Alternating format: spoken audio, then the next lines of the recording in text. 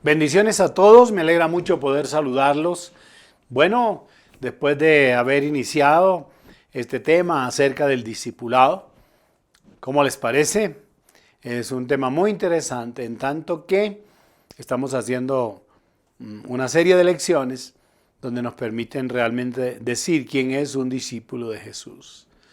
Oro al Señor siempre para que los bendiga, para que nos edifique a todos, a ustedes y a mí, a través de la enseñanza de tu palabra.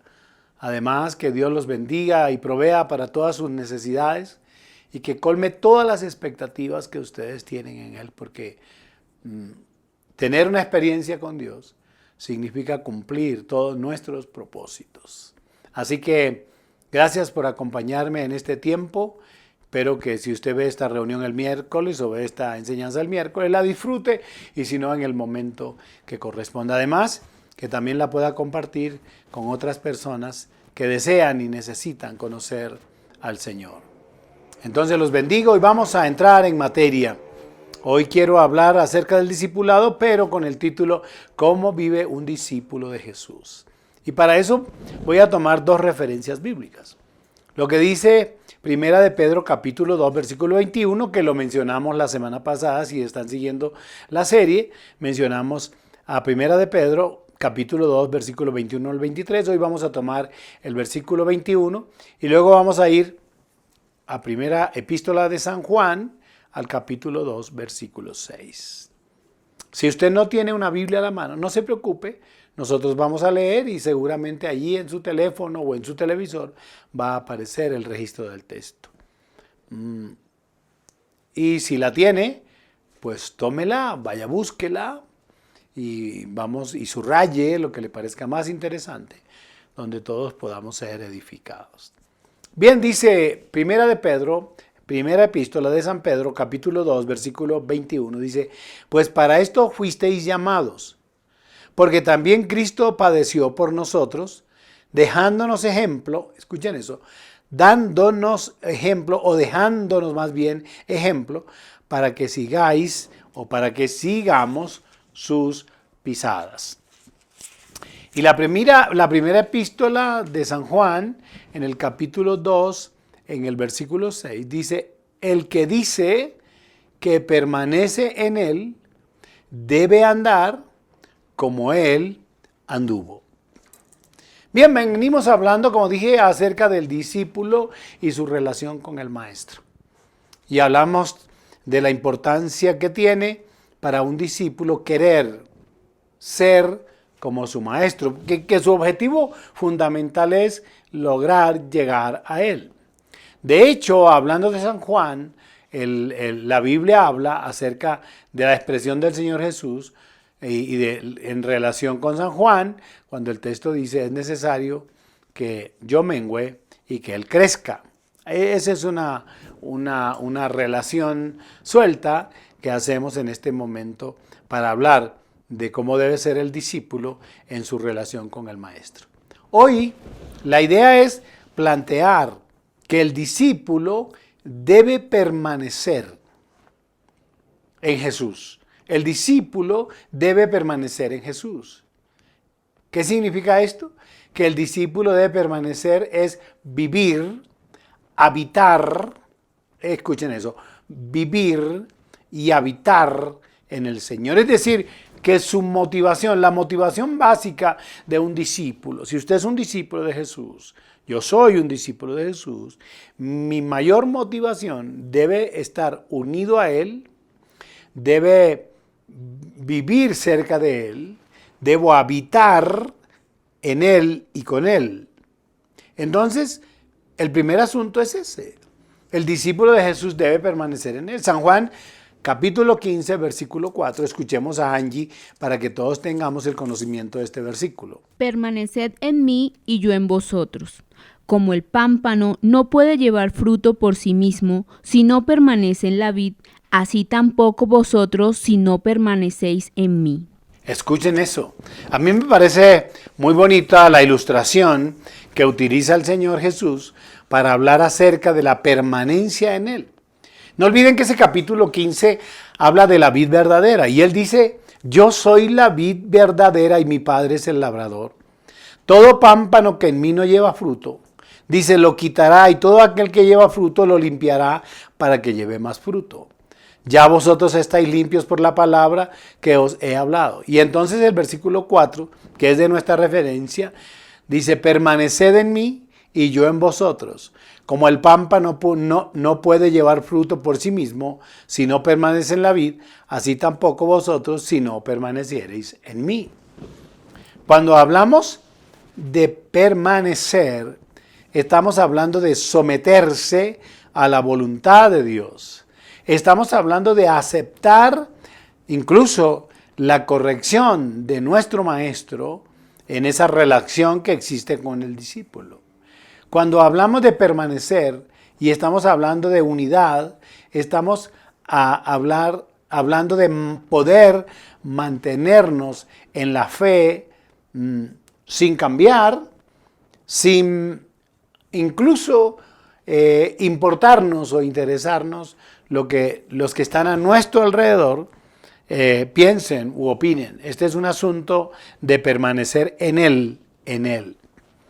Ahora, me llama la atención la ilustración, porque dice el texto que como el pámpano, ¿qué es el pámpano?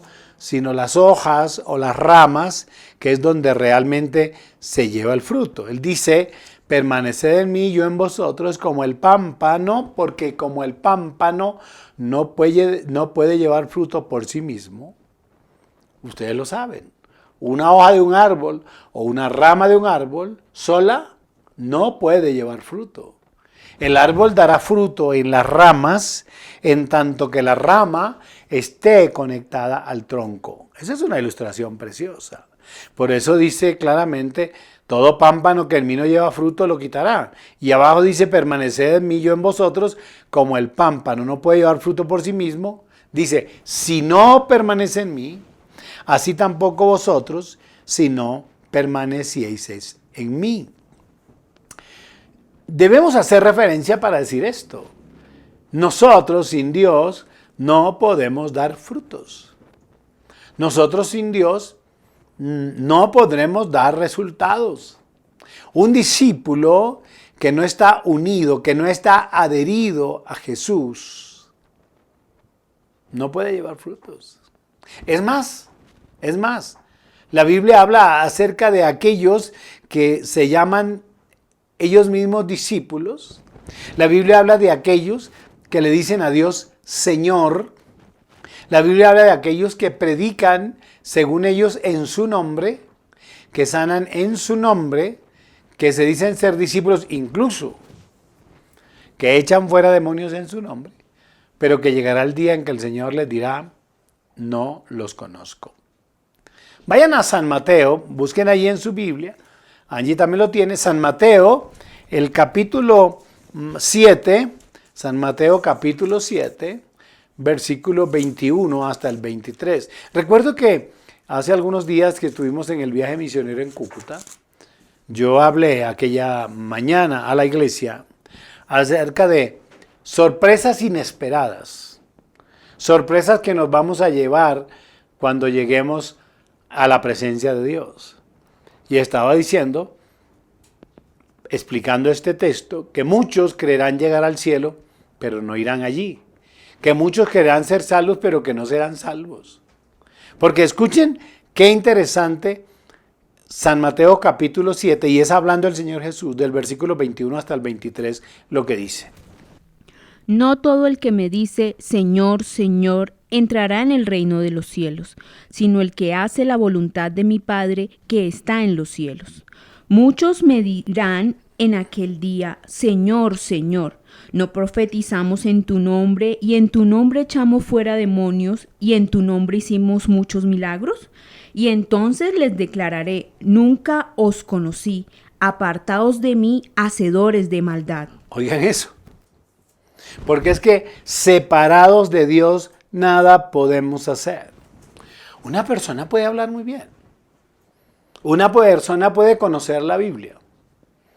Una persona incluso puede celebrar. Sí, porque hay libertad de cultos. Puede celebrar un culto en cualquier parte. Pero hay una diferencia entre celebrar el culto y realmente servir a Dios y conocer a Dios. Me acuerdo que hace algunos años mostraron por televisión algunas crónicas, y es que hay aquí en el cementerio central de Bogotá algunos que se llaman sacerdotes y hacen ceremonias fúnebres y misas, y cuando uno llega al cementerio le ofrecen y le dicen, ¿qué necesita? ¿Qué quiere? Y hay unos señores vestidos de sacerdote, con vestiduras y todo, pero realmente no son sacerdotes. Me llamó la atención porque en la televisión los mostraban de esa manera, haciendo notar cómo la gente busca su trabajo, entre comillas, engañando a algunas personas. Entonces algunos creen que están contratando un sacerdote católico real y no, es alguien que fue monaguillo o alguien que estuvo ahí ayudando a la iglesia o alguien que se aprendió el formato, porque hay un formato para eso. Y esta gente cree que ellos verdaderamente son sacerdotes autorizados para hacer este tipo de cosas. Eso mismo pasa aquí.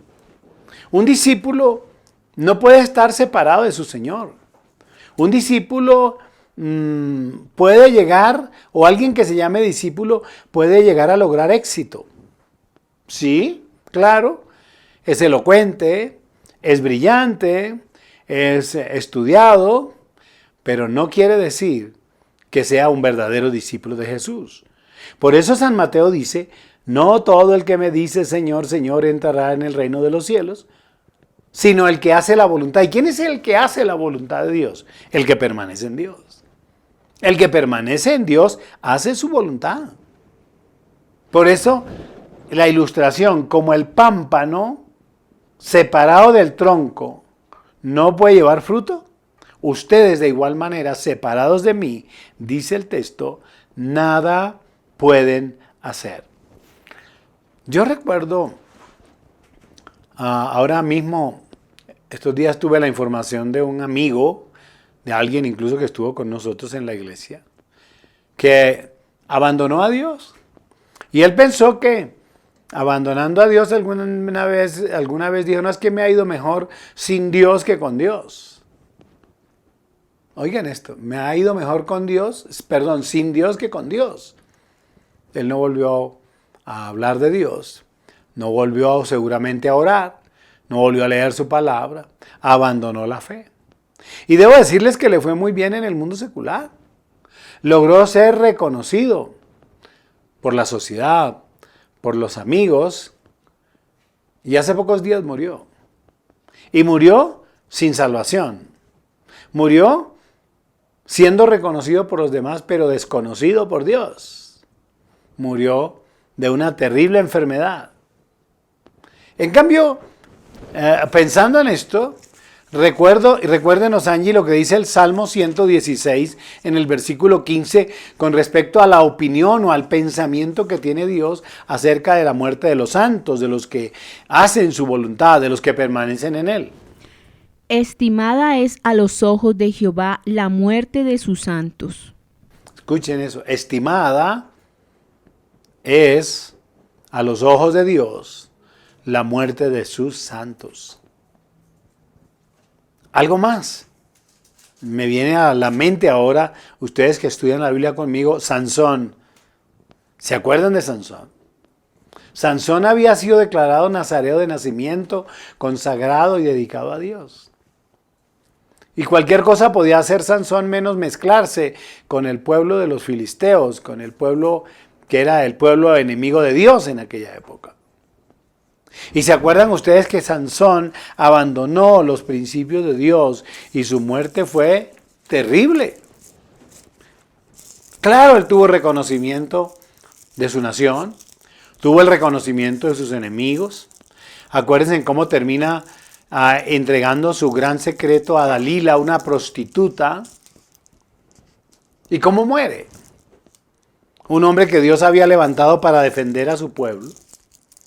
Un hombre que Dios había levantado para ser juez, resulta que termina muriendo de la peor manera. Recuerdan que él cuando descubre su secreto, entonces le rapan su cabeza, pierde su fuerza, lo toman, lo llevan preso, le sacan los ojos.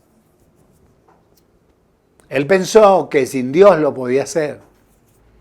Y el texto dice literal algún día cuando dice que cuando Él pensó que iba a engañar otra vez a los filisteos. Dice, pero lo que no sabía es que el Espíritu de Dios ya se había apartado de él. Yo quiero hacerle una reflexión. Si usted me está oyendo y viendo esta noche o me está oyendo simplemente, y alguna vez militó en la fe o fue cristiano, esta palabra es para usted. Esta palabra es para usted. La Biblia dice que horrenda cosa es caer en manos de un Dios vivo. Y eso es importante. La experiencia que han tenido los que yo conozco ha sido terrible. Por el contrario, los que se han mantenido en la fe y unidos al el pámpano unido al tronco, han sido vidas seguramente no llenas de dinero, porque es que el objetivo no es el dinero, el objetivo no son las riquezas. El objetivo es la paz en la tierra y la seguridad de la salvación en el cielo. ¿Cómo muere Sansón? Dice Jueces capítulo 16, versículo 26. Entonces Sansón dijo al joven que le guiaba de la mano, ya no podía caminar, ya no veía. Acércame y hazme palpar las columnas sobre las que descansa la casa para que me apoye sobre ellas. Y la casa estaba llena de hombres y mujeres, y todos los principales de los filisteos estaban allí, y en el piso alto había como 3,000 hombres y mujeres que estaban mirando el escarnio. Entonces murió escarnecido, burlado, ciego. Entonces, versículo 28, clamó Sansón a Jehová y dijo, Señor Jehová, acuérdate ahora de mí y fortaléceme. Te ruego solamente esta vez, oh Dios, para que una vez tome venganza de los filisteos por mis 2 ojos. Dice, asió luego Sansón las 2 columnas de en medio sobre las que descansaba la casa y echó todo su peso sobre ellas, su mano derecha sobre una y su mano izquierda sobre la otra. Dijo Sansón, muera yo con los filisteos. Entonces se inclinó con toda su fuerza y cayó la casa sobre los principales y sobre todo el pueblo que estaba en ella, y los que mató al morir fueron mucho más de los que había matado durante su vida. Porque lejos de Dios, nada podemos hacer. Eso es algo que tenemos que pensar.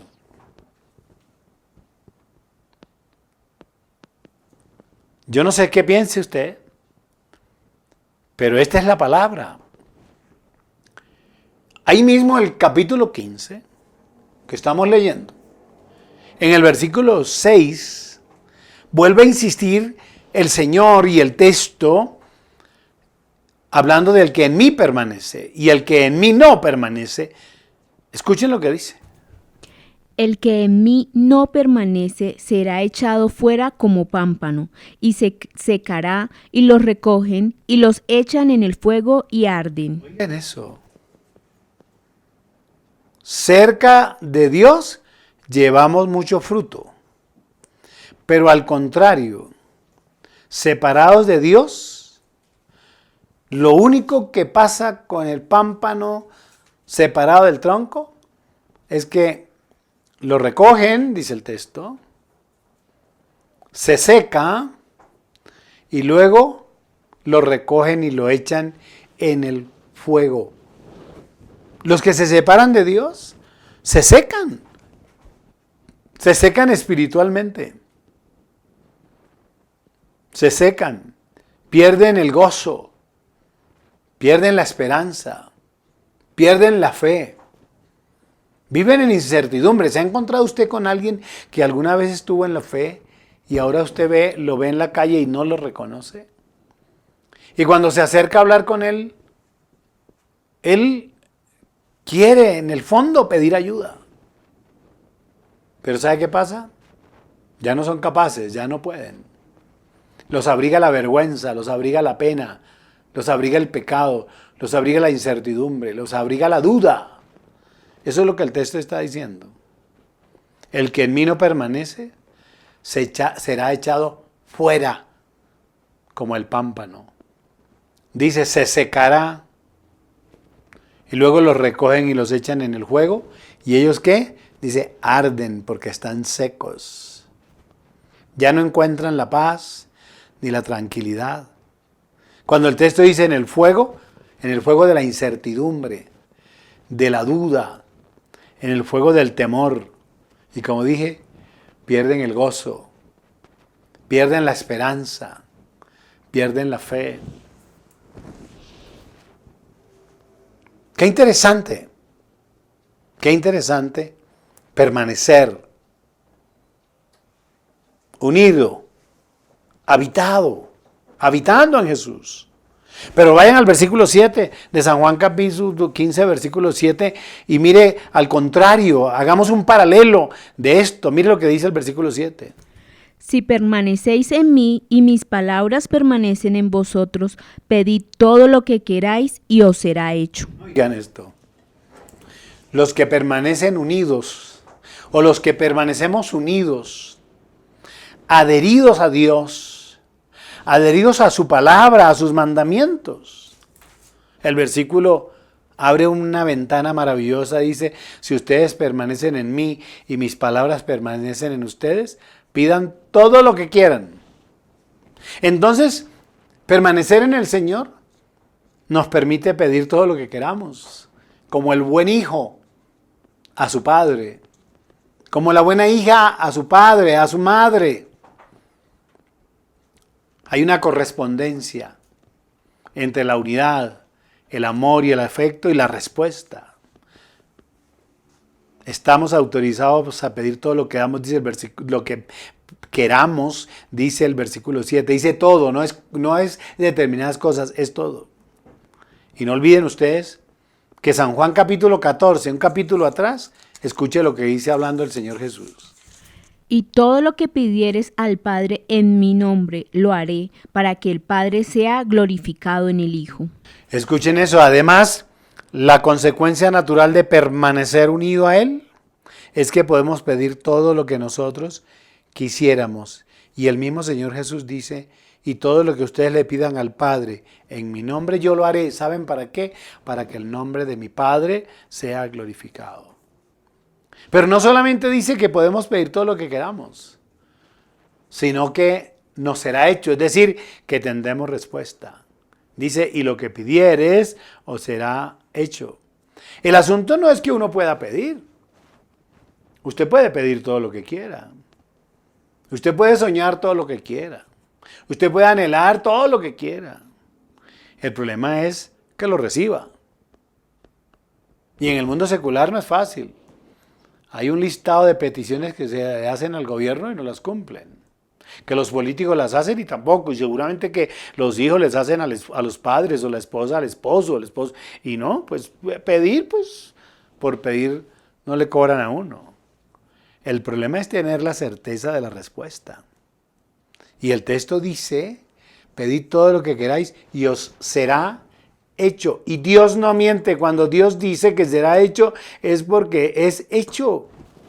Dios oye a quien está unido a Él, como el pámpano está unido al tronco para dar fruto. Así de esa misma manera, el que está cerca a Dios va a encontrar la respuesta a lo que está pidiendo al Señor. Porque no se puede olvidar que ya dijimos en la primera parte que lejos de Dios nada podemos hacer. Pero miren lo que San Juan dice en el capítulo 9, versículo 31. San Juan, capítulo 9, versículo 31, también nos habla la Escritura de acerca de a quién realmente oye el Señor. Y sabemos que Dios no oye a los pecadores, pero si alguno es temeroso de Dios y hace su voluntad, a ese oye. Óiganlo. ¿Qué es lo que está diciendo este texto? Ratificando lo que están estudiando ustedes conmigo hoy. Que cuando estamos unidos al Señor, cuando obedecemos su palabra, Dios nos autoriza a pedir lo que queramos, que Él va a responder.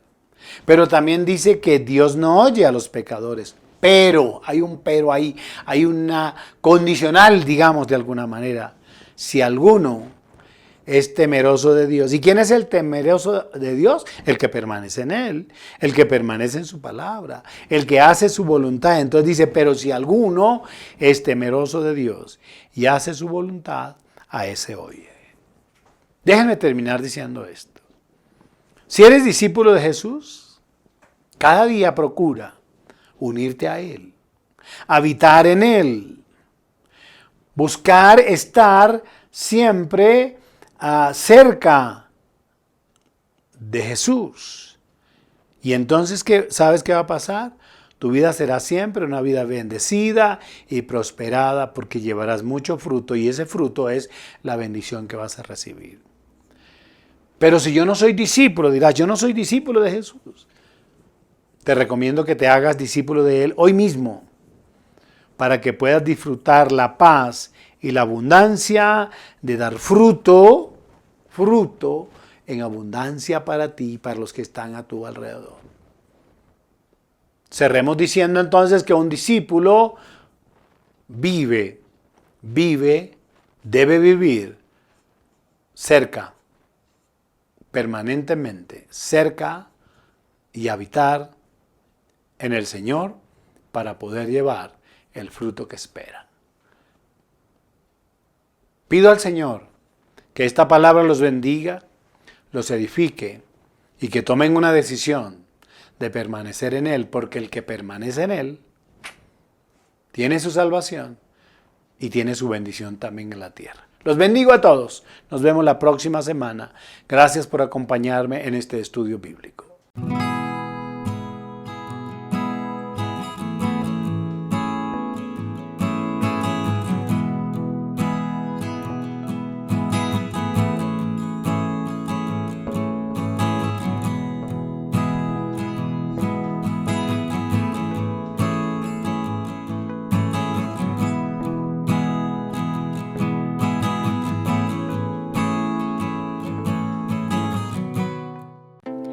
¿Quieres apoyar nuestro ministerio? Ahora puedes hacerlo en línea a través de nuestras cuentas. En el Banco Caja Social, cuenta corriente número 21-004-06-7785. 21-004-06-7785. O en Bancolombia, cuenta de ahorros número 912-0007-0319. 912-0007-0319. Más bienaventurado es dar que recibir. Hechos 20:35.